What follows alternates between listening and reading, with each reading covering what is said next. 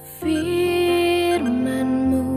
pelita bagi kakiku, terang bagi jalan. Shalom, selamat pagi.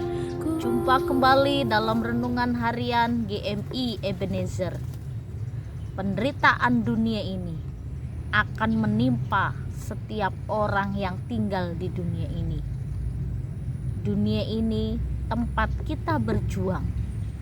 Tetapi di dalam dunia ini juga kita dapat merasakan penyertaan, pertolongan, dan mujizat Tuhan.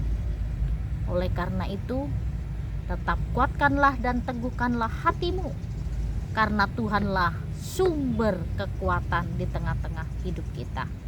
Kita berdoa. Bapa di surga, terima kasih hari baru yang Kau percayakan untuk kami nikmati pada pagi hari ini.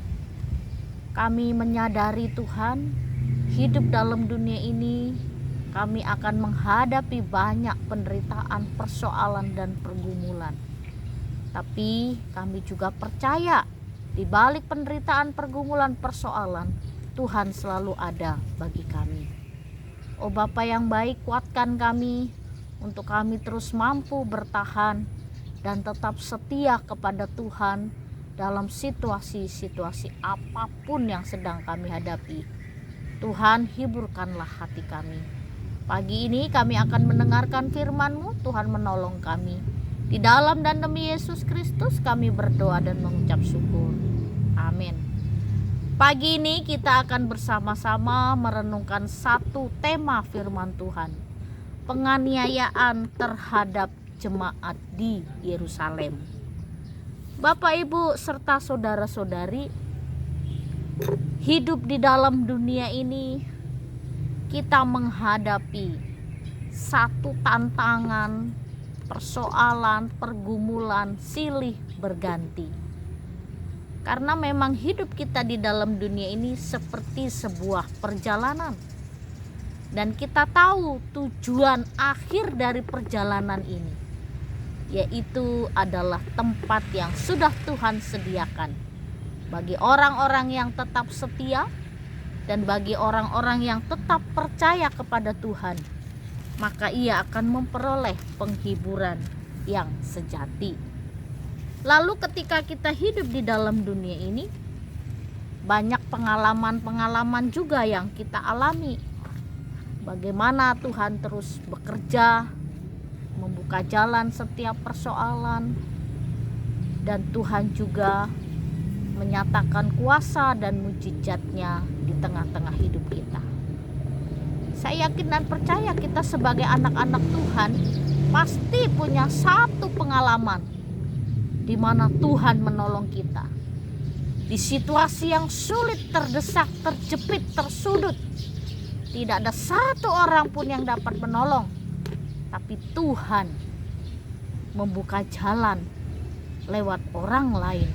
Tuhan mengirimkan siapa saja untuk menolong kita.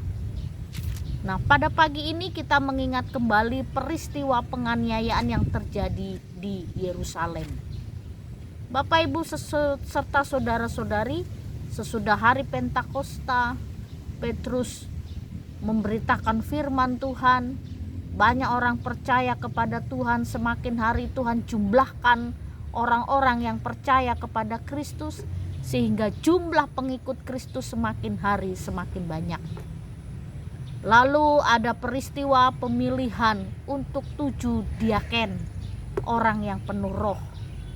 Dan salah satu diaken yang dianiaya oleh orang-orang Israel pada zaman itu yang tidak mau terima Tuhan Yesus adalah Stefanus.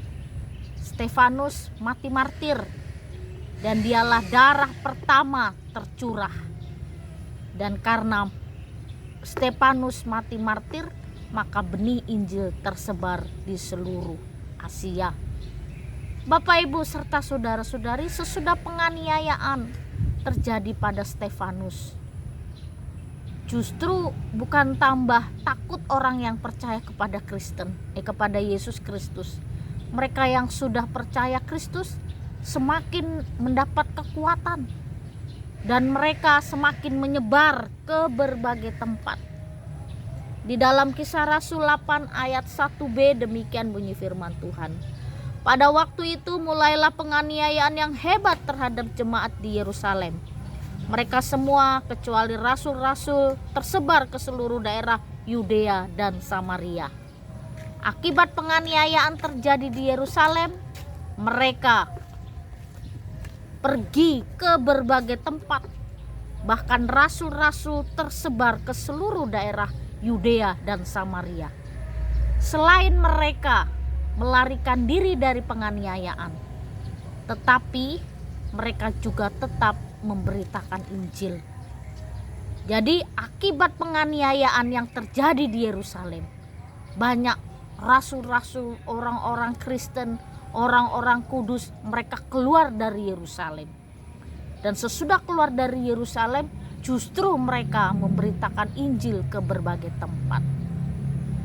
Jadi Bapak, Ibu, serta saudara-saudari, lewat pengalaman ini kita bisa mendapatkan satu hal yang penting, pelajaran yang berarti bagi kita, bahwa di balik penganiayaan itu ada sesuatu yang indah, Injil diberitakan.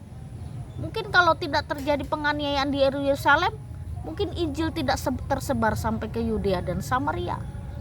Tetapi peristiwa itu dipakai oleh Tuhan untuk menjadi satu kesempatan orang-orang kudus dan para rasul memberitakan Injil. Lalu di balik penganiayaan itu tidak ada lagi orang yang takut. Tidak ada lagi orang yang takut dianiaya karena Injil, tapi mereka semakin kuat. Dan salah satu pengalaman yang dialami oleh Saulus sebelum disebut Paulus, dia melihat Stefanus mati dirajam dan dia ada di situ. Setelah pengalaman itu membuatnya semakin tidak menentu. Akhirnya Tuhan memanggil Saulus menjadi rasul Tuhan.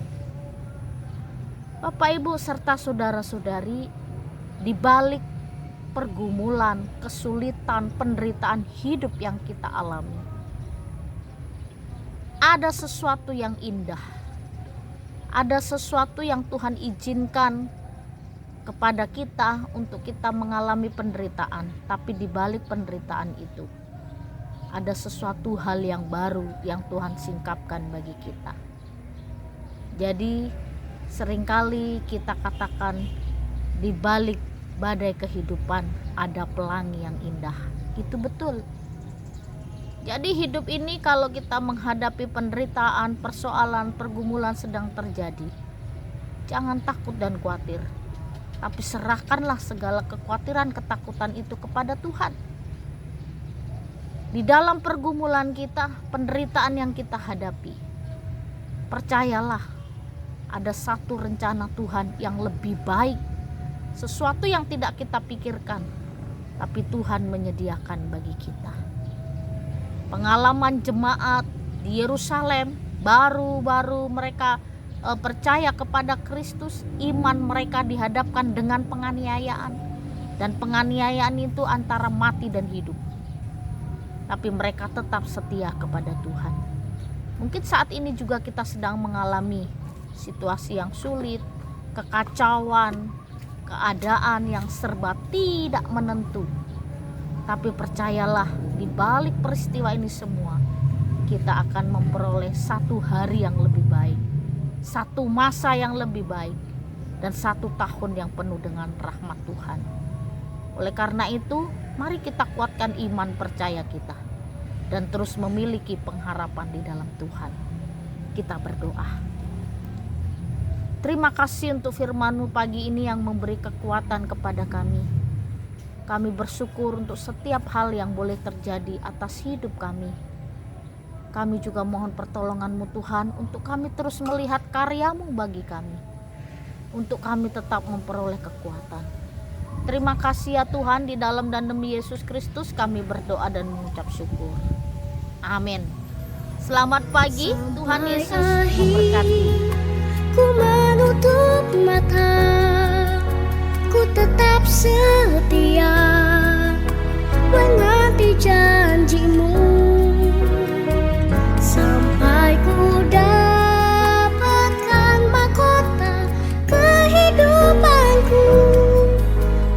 tetap setia, ku